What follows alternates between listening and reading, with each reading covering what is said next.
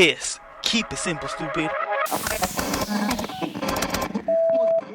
promise you, this is not a political podcast. Jump from the deep end of the pool, set up the mood. Paranoid radio, set up the mood. Paranoid radio, set up the mood. Paranoid radio, set up the mood. Set up the mood. Set up the mood. Set up the mood. Set up the mood. Set up the mood. Set up the mood. Set up the mood. Testicles, 1, 2. Testicles. Welcome back, ladies and gentlemen, to Paranoid Radio Podcast. I want to thank the Lord for allowing me to be here today, and I want to thank every single one of you for allowing me to enter your space. Ladies and gentlemen, make sure you check us out at paranoidradio.com. Cough up some of the t-shirts. There's a new facelift and new t-shirts out now. So please check us out at paranoidradio.com. And do not forget to drop a 5-star review on Apple Podcasts. It allows other people to enjoy the show as much as I enjoy making it. Now, arriving to the stage, giving me one of the best and most exclusive explicit series in one on Paranoid Radio Podcast. He's one of the day one collaborators. He's one of our 7 wonders of Paranoid Radio Podcast. Please give a warm welcome to JB from Rogue One Media on Instagram. They're gonna get sick of hearing that, man. The 7 wonders, the number one. He's been here since day one. Let me tell you something right now, folks. I'm looking at Trebles. He's got a new camera in the studio. He's wearing a hat that says gun owners for Trump, black t-shirt, black hat, tatted up arms, nice microphone, really sharp camera he just got, and a brand new studio computer. Things are moving up. The leveling up game is definitely in effect. And he actually looks really sharp. Like he's actually a good-looking guy. I didn't know that because his camera was so shitty for a while that I couldn't really see what he looked like. What a dick! He's got straight teeth. Thank you. Yeah, I do. I guess that was the tank in me coming out. That was like a little bit of tank coming out of me. Yeah. I started, just so you guys know, also I started whitening my teeth also because I'm getting ready for the real camera time. That's not a lie. I've been working on myself lately. Yeah, I meant so. It was noticed. He's got the white teeth sparkling today. Yeah. All right, it's all working. Thank you so much, bro. I want to thank you for being here, and let's jump in from the deep end of the pool and set the mood, bro. Yeah, you are delivering your documentary. People cannot get enough, and I think honestly, it started taking off after Warrior 7. That was like the big hump. Yeah, it took long for people to say, like, oh shit, like this guy's doing a whole documentary and it's taking us forever to catch up with him because I was dropping them every bi-weekly. And now I had to extend the last 3 episodes on this because you are not only delivering the most impactful part of the show, but also the serenading of it, the ending part of it, where you come in, you set the tone. But that's an honor and a privilege to be in that category, to have an impact on the show. I don't take it lightly and try to do it as honest and authentic as possible, but also vulnerable and being willing to talk about things that I'm not exactly willing to talk about normally. So I'm putting it all out there because, if we're going to be here, might as well be straight up about it and just get it all out, because there could be other people out there that could relate, or just dig it. Where can people find you before you start? Episode 10. Renegade, Family of Light. Come say what's up. Hit me up. DMs, comments. So let's get it going, man. Talk about anything you want to ask me. I'm right here. So I'm in this halfway house, and it's in one of the most dangerous areas of Brooklyn. It's like a really bad area. It's like you hear gunshots going off at night. It's a really bad part of Brooklyn, and this is where I'm at. I'm in the packed room, and I'm the only white guy, and we're all cool though. Like, we're all cool, but it's slow, man. The time is slow. The days are going by real slow. There's nothing to do, nowhere to go. But after a few weeks, I get my approval to go out on the streets and start looking for a job. So I also get to join a gym too. They allow you to join the gym, which was like down the block, and they give you like an hour to go work out and exercise. Well, I was able to hit real weights, which was nice. I haven't seen real weights in years. So from 8 a.m. until like 3-4 times a week, from 8 a.m. to 3:30 p.m., I could leave the facility and go look for a job. When I come back, they do a search of your body, wave the wand to see if you got any contraband, cell phones, weapons, drugs, whatever. They pat you down. And then I also got to submit a paper showing all the places that I applied for a job and what the results were and like any follow-up, stuff like that. So now I ain't looking for no job, bro. Like I'm just working the system. I'm looking to play some poker, dude. Okay. So Okay. I'm ready to jump into the online game. So I take the subway. I take subway to the train station to Long Island, and then my mom picks me up, and either I kick it at her place, and she makes me lunch. I hop on her computer to log on to my poker account from when I was back in the days when I was under house arrest. I wanted to see if that account was still good. It was still good. So now I left the prison with a 5K bankroll that I saved up from playing those 10-cent poker games. Holy smack.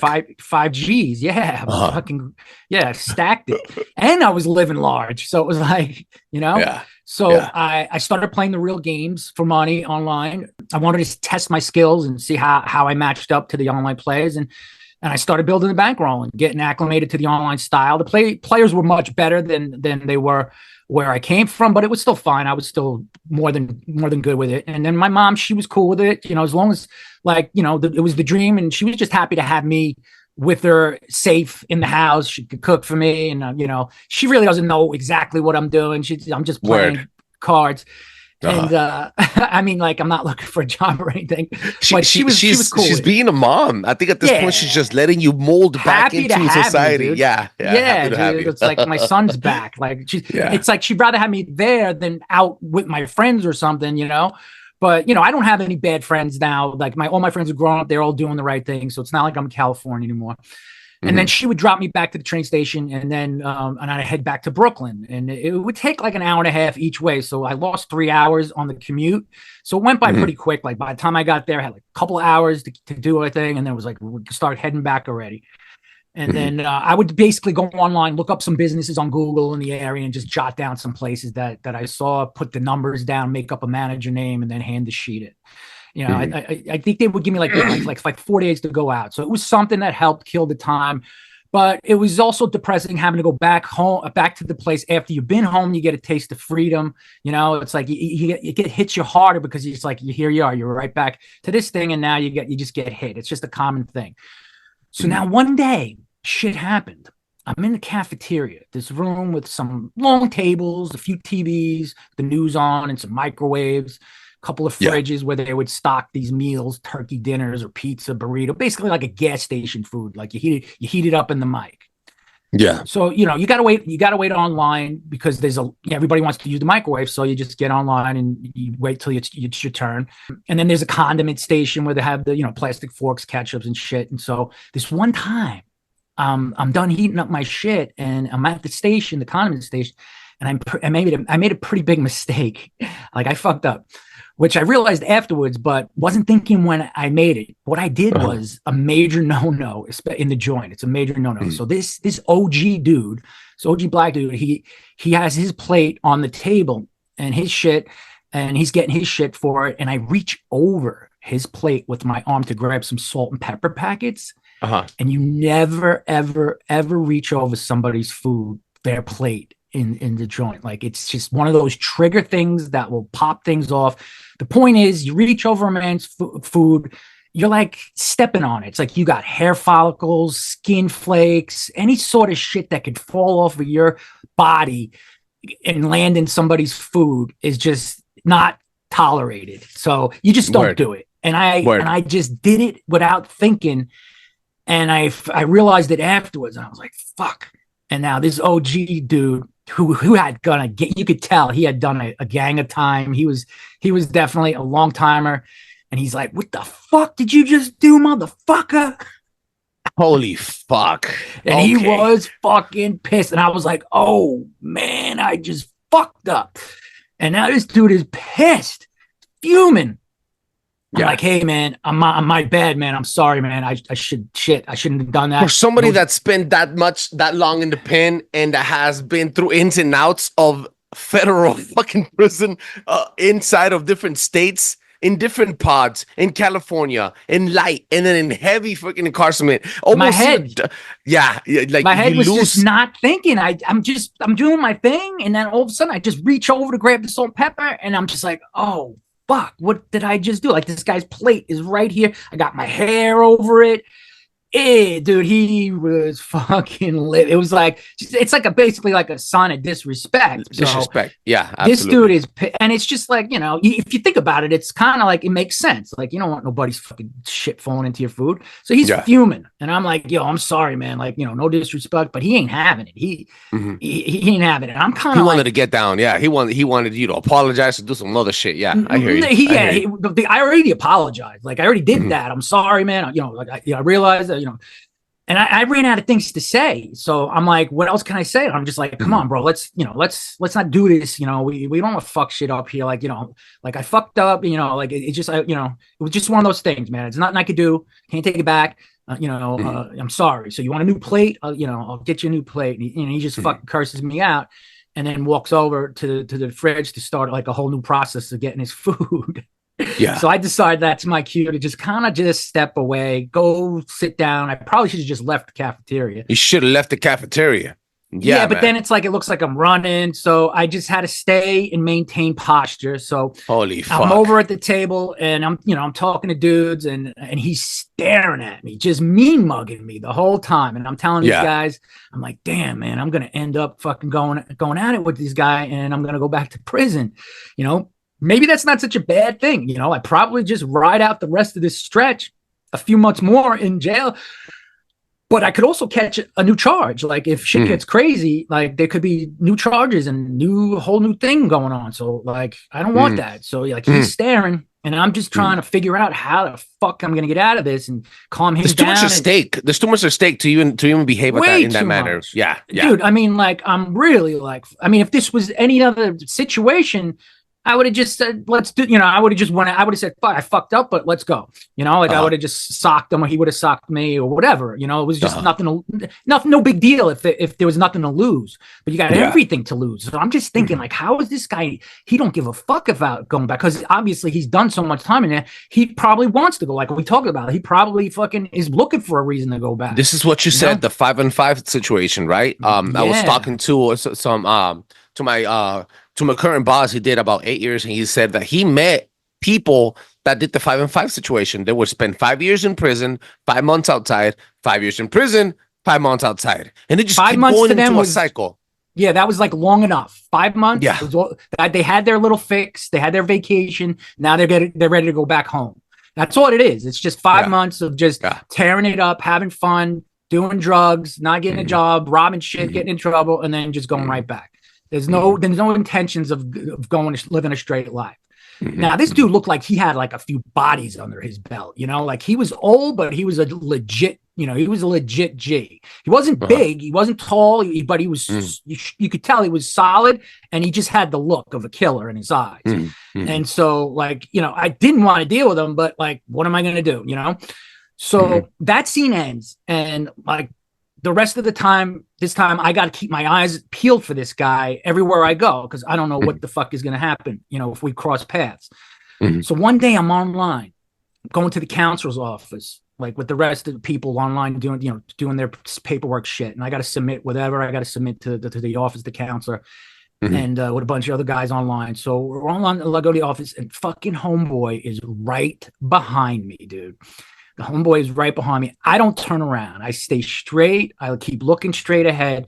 And now he's chomping on some gum and on me, like real close behind me. Like I could imagine the scene. This scene right here is where you're hearing names being called. There's a light down the tunnel. There's a couple offices. You just post it up. And right behind you, every fucking prisoner has their own stupid walk. They do the slide. The slide. You're probably walking straight. Just keep it to yourself. Hands behind your back, whatever. And this fool's behind you. You could hear him breathe. Yeah. Yeah, breathing. Yeah. Chomping and on the sliding gum. He's sliding his feet a little heavy. You could hear him. He's behind you. His body set. Like everybody has their own. Your walk is your signature in prison, I would assume. I mean, some guys look like idiots, with their walk, but it's like your posture, your posture, it says a lot, but now, like I'm saying, like this guy's not he's not a game player as far as like, posing and, trying to act like something. He's a real G. So he's legitimately basically provoking me. So he's chomping on the gum. He's right up on my ears and he's breathing and he's just like, like in my fucking grill, but to the back of my head, letting me know what's up. Yeah. So now I know once I turn the fuck around, there ain't gonna be any down. words. It's like, there is no words. Like, so I'm about to snap at this point because it's that cute. Yeah. Like he's basically putting me to the point where I have no choice. Like, no matter what's on the stake, you don't let a man just like violate you like this. So I just can't have this motherfucker in my personal space, like just really like, doing this to me. It's just basically a call for action. Yeah. So it's a threat. It's basically a threat. So I'm staying ahead, and I'm like, I'm getting heated now. So I'm just like, don't turn around. I'm thinking about the consequences. So I get to the office, handle whatever it is I got to do. But my head is spinning. Homeboy he's in the other office. So I'm done. And I basically make a decision. I'm like, I want to crack his fucking skull open and figure out if I'm going to fuck this up. I might as well put some serious work in on this for fucking up my program, fucking up my life, making me do this. I'm going to go all the fuck out and just really snap. So I already made the decision. It was like, fuck it, let's do it.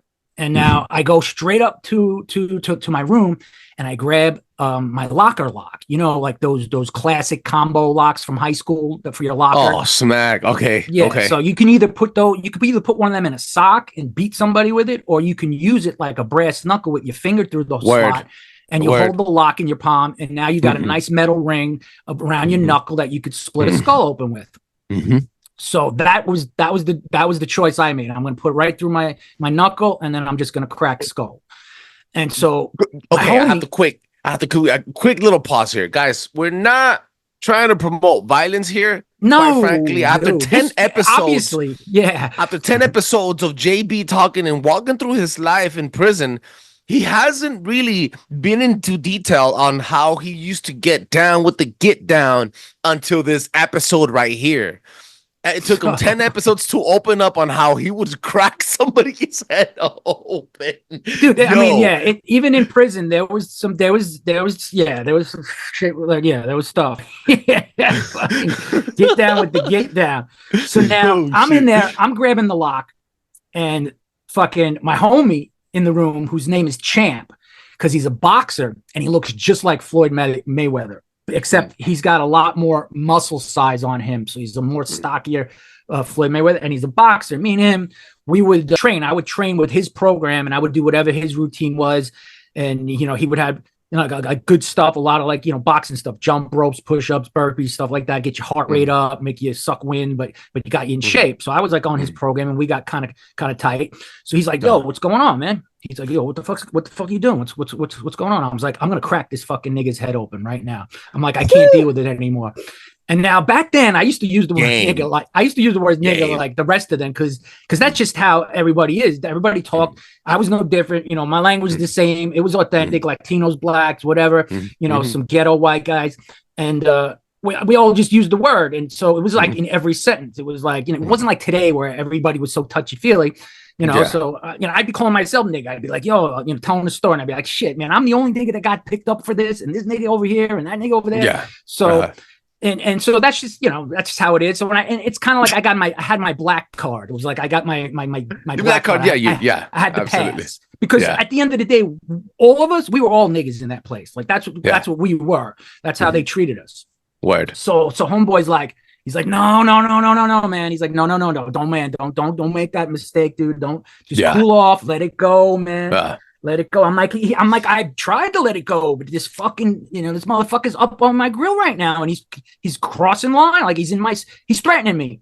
So he's like, bro, you just stay away from him. Just fucking cool off. Just think about it. You don't want to go back. Now, granted, at the same time, Champ, he's got some tension going on with.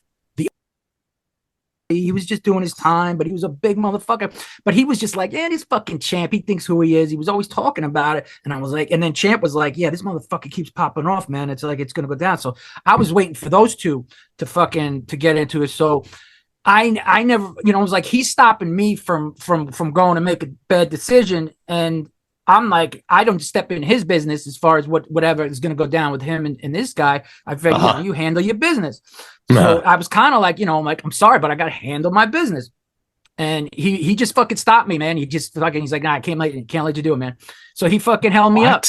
Yeah, held me up. He's like, it's not worth it, man. He's like, if shit happens on the fly, like at this, like pops off right then and there, then to come up, get this thing, go down there, it's all on you. You're the one who's now going to be the one that provoked it. They're not going to see what he's been doing to you. They're just going to see you assaulting him. So I was like, fucking A, man. It's going to look bad on paper and it's going to look bad on rep if they ever do take you to another spot because of what you do to him at that moment. It wouldn't look bad on rep because I fucking handled the business. If it went down like that, I took care of business. Fuck though, bro. Damn, you're gonna catch more cases on that one for sure. You crack that dude's for sure. I'm looking at more years. Could be 5 years. Could be more. Fucking if the guy gets hurt really bad. So I'm thinking to myself, all right, champ. All right, champ. All right. Man. So I'm thinking to myself, all right, I'm gonna just say yes, and then I'm gonna fucking just take care of it when I have to. Yeah, that's how I was thinking. Of course, now I'm cooling down, and now as time goes, the day goes by, I'm like thankful that nothing took place because it would have been really bad on me and the consequences and what would have been worth, it's like unless he puts a hand on me, there's really nothing else is gonna happen. Like he's not gonna fucking assault me at this point because he would have already. So he's just gonna provoke me, and so if I can't be strong enough, disciplined enough to just ignore that shit and just get through the time. Hey man, you got a couple more months and that's it. Just like why even put your life on the line over some guy who could care less. He care less if he stays or goes. Like it just ain't worth it. So the better, my sense started kicking in after the emotionals calmed down, and I was just like, all right, man. So right after this, like not right after this, but like maybe like a couple of days later, fucking I'm in the bathroom and now I got a cell phone. I smuggled a cell phone in the place. And so I'm texting, I'm in the bathroom. Next thing you know, I fucking hear the fucking the place just like a fucking rumbling, tumbling, stumbling, and I knew exactly what it was. I was like, they're going at it right now. The other roommate who's and the old guy, big, gigantic, I was like, they were due. It was going to happen. We all knew it was any second it was going to pop off because they were living in the same room. Like late 50s, but he's a soft guy. He's a nice guy. It's going to go down any second now. So now I'm in the bathroom and I just hear the fucking walls banging and it's fucking popping. I'm like, all right, I gotta go. Fucking, I get off the bathroom, like I'm running out, and they're just fucking going at it, and the old man he's got Champ fucking on the ground. He's got his fucking hands around his throat. He's got his head pinned underneath like the bunk, so he can't really take a swing at him because he's like his head is under the bunk and get him, but he's done. Like Champ is done, but this old man is gassed. Like he's gassed, and they both got some lumps on him. And now one of the other roomies he starts pulling him off, and now he's like, stop, what did you do? And I'm just, this is what I would say. I'm like, let him handle it, man. I'm like, let him finish it. I'm like, let's get this over with. I'm like, they've been the tension's been building. Let them get it out of their system. Don't even interfere. It's their business. That's what I'm saying. Here comes the moment. Oh fuck. Nah, dude didn't pop off of me. I would have fucking snapped him, but no, I was just like, dude, I mean, let them handle their business, because typically that's what you're supposed to do, is just let the dudes handle their business. Like you're not supposed to just break shit up. Nobody breaks shit up in the joint. Like there's no breaking fights up. It's let them handle it. So I kind of was against it, and that's why I was against Champ kind of fucking interfering with me. I wasn't happy with him doing it. I could see he had the good intentions, but I was like, man, come on, man, mind your business about this. But it was better. Yeah. But I was just like, fucking dude, get it out of your system, man. Just do what you got to do. So now the old man is gassed. He's got nothing left in the tank, but he's got him fucking dead to rights. He's got his hands around his neck. So he's like, I'm gonna let you up, man. He's like, it's gonna end it. It's fucking end it.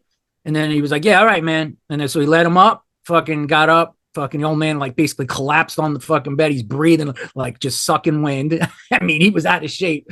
And then, Champ just kind of fucking left the room for a little bit. I went out, fucking hang out with Champ for a while, get him to cool off. And then they were cordial with each other after that. It was like they didn't talk, but they were like cordial as far as like, hey, like you in the bathroom or whatever. You got to move out of each other's way. So they did get it out of their system. So like that was like the thing that did happen.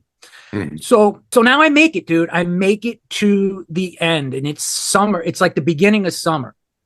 And I'm out, dude. Like it's like I'm getting picked up. My mom's picking me up. I'm finally there, dude. It's like the sickest feeling. And my first day back, they take me, we go out for dinner. We do the celebratory thing. And then one of my buddies is like, yo, there's a poker game tonight, a local game in town that we got going on. He's like, I'm going to put you up. Like, I'm going to put you in this game. So I'm like, all right, but I got to go hook up with some other people because we're going to go to the beer garden and I'm going to see a bunch of people from the neighborhood and say what's up to people. So he's like, all right, come afterwards. So I go to the beer garden thing, saying what's up to people that I know. And then the town whore, basically like the town slut, her name's Rita. But she's a woman. Like everybody's banged her. Like I didn't do, but she always wanted to. And but she's a cool chick. Like she's totally cool. She hangs out with the guys, drinks beer. She's got a decent body, and she's pretty good. And she got no qualms about getting down. And she's like, smoking joints and whatever. It's rock music, metalhead chick. And she's like, Bolella, what's up? And then, like, what's going on? And next thing like, she's on it, dude. I'm 5 years, like, dry right now. And let me tell you something. Whoa. This is day one, dude. This is day fucking one of me baying back. And she's like vibing on me. And I'm just like, fuck the game. I'm going to fucking take this tonight. And next thing you know, we're back at her place and fucking I'm smashing her. Dude, we're talking about every girl probably secretly fantasizes about hooking up with a guy fresh out of prison because it literally is like Superman. Like you have fucking endurance. You just hungry. And there, you just, you keep going. Like you might go fast, you might go slow, but you'll keep going. You know what I'm saying? Like you're just you're ready to go. And dude, I just tore it the fuck up. She was like, holy shit. Like fucking, she's telling all her friends, she's like, man, fuck. My intestines are rearranged. Yeah. Then all her friends are trying to fucking get with me. They're all like, yo, Bolello, fucking. And I'm like, shit, man. So I'm banging her for about a couple of weeks now. Get that fucking out of my system. Yeah. Next thing you know, I'm talking to, I'm emailing or whatever, messaging my girlfriend, my ex-girlfriend's best friend, who I always had a thing for. Like I always had a thing for her friend. She was really cute. And I used to always, respectfully not like flirt with her, or I used to keep to myself. And so now I'm out and I'm like, my girl did me dirty. So I'm like, fucking, I'm gonna talk to her. Cause I'm like, I've been wanting to do that. So I hit her up and I'm just telling her, she's like, hey, what's up? And I'm like, yeah, things went south with me and Ella. She's fucked my whole leg. I was like, I just want to let you know, I always had a thing for you, but I on the spot never said it. And she was just like, really? Like, I kind of, me too, but, like I went out of respect for Ella and, like I figured, cause I was like, I stayed out of the room. I didn't even want to look at you cause I felt like I would be violating like some code. The friendship between them. Word. I'm real good when it comes to like, I don't mess with my homies girls. I don't mess around. Like when I'm straight, I'm just like that. Like, I'm like, I have a code. Most people don't. Yeah. So next thing you know, dude, she's on a fucking plane from California to New York to come fucking visit me. That is my ex-girlfriend's former best friend. Like they had a kind of a falling out. And so she hadn't talked to her in a while. I wanted her to find out. I was like, I hope she fucking finds out. You wanted to know. You want her to know that you were doing it behind it without really doing it since before she even fucked you over. So you had plan B and C planned up, ready to go. Let her think that I want her to think that maybe we had something going on while we were together. Let her head just melt with it. Yeah, and I probably eventually would have fucking, I don't know, man. Yeah, she was hot. So she came out. She came out on a plane to visit me. I was like, holy shit, this chick's coming out to fucking spend a week here. I'm like, down, like bring it. Let's go. You're invited. So she comes. We spend the week smashing every day. She meets the family. She's fucking like, she's back basically like my girlfriend. For the week, like we totally hit it off.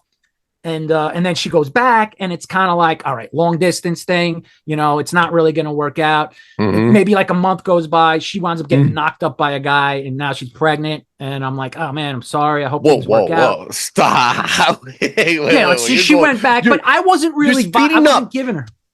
Okay, let me wait. Hold the fuck up, dude. You're speeding up through the process. Wait. I'm trying to get it all in. I'm trying to get it all in. You got out of prison chill. You're chill as fuck right now. You're not going back anymore. There's no more halfway houses. There's no more reporting anymore. I'm straight and narrow. You're now you're out of prison. and out of nowhere, I got a bicycle. I don't even have a car. Like I got a bike. I don't even have a license. You're riding your bike and you're fucking the town slut, and then you're fucking the California slut. Smashing, yeah. Okay, okay. So you found love. Well, we totally hit it off. Like we were definitely like it. This is what the story was missing. We needed a woman. I thought the detective was gonna come back around. Stop. She wasn't. She just wasn't. She wasn't hot. So, but now this was like something that could definitely. She like my family liked her. We hit it off. Yeah. Like we were smashing great. She was like, "Man, you do me so good." Blah blah blah. But she left, and it was like either you're gonna come here because I'm not going there, and long distance just doesn't work. So it was like after a couple of weeks, it was like I wasn't really in touch as much, and other things started taking place. And next thing you know, I touched base with her, and she said she got knocked up, and I was like, oh man, that's crazy. But she wound up having the kid, and we're still friends today on Facebook. And she got married to a different guy down the road who's really good to her kid. Her kid's like in maybe like but the kid is not your kid. Junior high. No. At first I was like, what are you trying to say? But no, it wasn't mine. So she got knocked up some dude. Like she went back home and she slept with some dude and got knocked up. It was like a one night stand.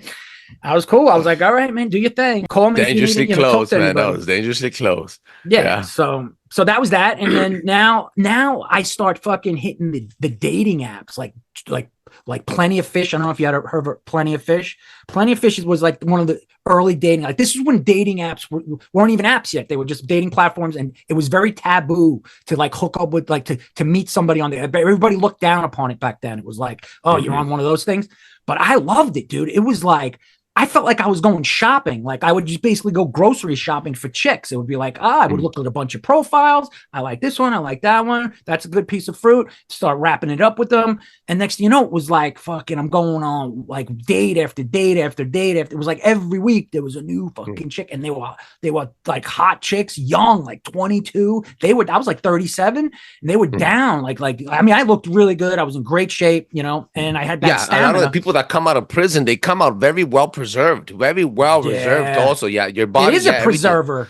It is a preserver. Is. Like what are you doing? You don't have to stress about bills. Like, you just eat 3 squares. You're not going to be eating McDonald's and shit. So, and you work out. So you do come out like solid and disciplined and all that shit. So that has some benefits. And so these 22-year-olds, I'm just one after the other. I'm spending money on dates, and I'm making mistakes. Like some of them show up completely don't look like their picture, and I'm like, fuck, I'm stuck with this for a half a night. I got to spend money on this now. So I started learning that, like, let's just meet for a drink, see how it works before I start taking them out to dinner. But I would wine them and dine them. And it was just, but it was like one after the other, and it was great in the beginning. But after like a year or two, I started wearing me out. I started hating it because I was like, I really wanted to meet a chick now. Like I really wanted to because I was like, I'm 37. I'm not getting any younger. I need to capitalize while I still got it before life passes me. So I was on the hunt to have settled down material. And so I was getting discouraged, and it wasn't working out. And then all of a sudden I met my girl who became like the love of my life, who we met through natural worldly stuff where, it wasn't online. Like we met, she actually hired her to be my cleaning lady for this beach house that I was in for the summer with a friend of mine. And she was the cleaning lady, and she was like gorgeous. I mean, like Colombian, stacked, racked, tacked. Like she was a dime. And I was like, fuck. I was like, yeah, I like this girl. And she fucking liked me a lot. So we hit it like I asked her out, and like she was kind of seeing somebody else, and she was going through a divorce. So she had a lot of shit going on, but like we just hooked up, and we wound up falling in love with each other. And then something else happened. So I'll stop it there. I was about to say, what? Not much. It's a little bit of a cliffhanger, but yeah, some shit definitely went down on that. We got 2 big things in this episode. One, you were this much close to getting very violent. Yeah, maybe you were about to get violent. I thought you were gonna go back to jail, dog. I was about to say, like, dude, get the fuck out, bro. You were about to get out, but you made it out. Episode 11 and 12 is gonna be you back in jail playing poker. We already did that. and then you found love after knocking everybody down out of your obstacles. That is amazing. I went through a lot of numbers though, like those online dates. I was like in the hundreds, dude, and it was like pussy galore, dude. It was so easy. It was like fucking just picking fruit off a tree. I couldn't believe how easy it was to just hook up with you. And everybody's lying. They're all lying. They're all seeing 5 guys. I'm seeing 5 girls. We're all lying about what we are, who we are, and it's just like you're repeating the same shit, but you just want to fuck. It hasn't changed. It went down. It hasn't changed. This is what social media does. Tinder. This is what we do. Yeah, this is what they do. Yeah. I'm not gonna mention fuck apps, and it's accepted to be a fuck app. Like it's actually a known thing and it's accepted. So I'm not gonna mention any names, but I have a very personal friend that a couple years ago had an issue and used one of these fuck apps to just fucking clear it out of their system. And I could honestly say that's what how do you it mean? works. What do you mean? Like one of these fuck ups? Like what does that mean? Like he went on to one of these fucking apps and then got one of these fuck apps. I thought you said fuck up. I thought you said a fuck up. All right, fuck app. And it worked out for that person. So you mean they stayed together? They wound up staying together? No, it worked out towards the end. You know, they fixed things up at home, but still, he got it out of his system. He got it out of his system. Those fucking apps actually do work as fucking apps. Dude, that's what they are, bro. I got it out of my system. I never went back. Like once I was done with it, I was like, I'm not going back to that. And I haven't, but it was a fun ride and it was like a roller coaster, but I got it out of my system. And I would recommend it to anybody. It's a fun deal, man. This episode is not brought to you by Tinder. Like I see some of these YouTube influencers where they coach guys on how to get dates, and I'm like, bro, I could have wrote that book. I was so skilled by the time I was done with that. I was like, with all the practice that I had on that thing, it was like, I could have wrote that book. Yeah. So anyway, Renegade, Family of Light, come check it out. Come see me. Say what's up, and get ready for Warrior 11. Warrior 11 coming up in the next week or so. Ladies and gentlemen, make sure you check us out at ParanoidRadio.com and drop a 5-star review on Apple Podcasts. That allows other people to enjoy the show as much as I enjoy making it. Love. Oh, wait, get ready for Devolution 3. Next week is going down. That's right. You are coming back for a second dose of greatness with Flash and I. And we're talking a lot of Trump stuff. Third dose of greatness. And then it's not going to interrupt any of our series here. But we scheduled it perfectly right. I'm going to hit you guys up on that group chat and then lock it in for next Wednesday. Guys, stay tuned for that. Mad love, guys. Thank you so much for joining us. Peace out. Peace. Paranoid Radio.